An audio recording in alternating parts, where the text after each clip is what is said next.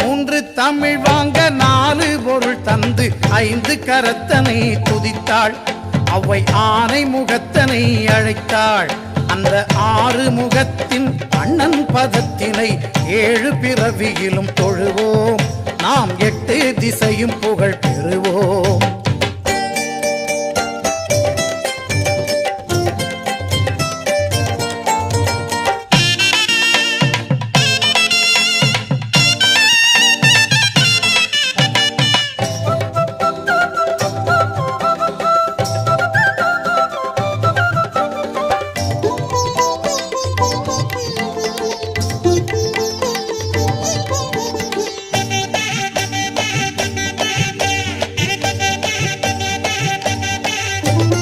பக்தி வழிபாடு மனிதன் வாழ்விலே பிரிக்க முடியாத அம்சம்.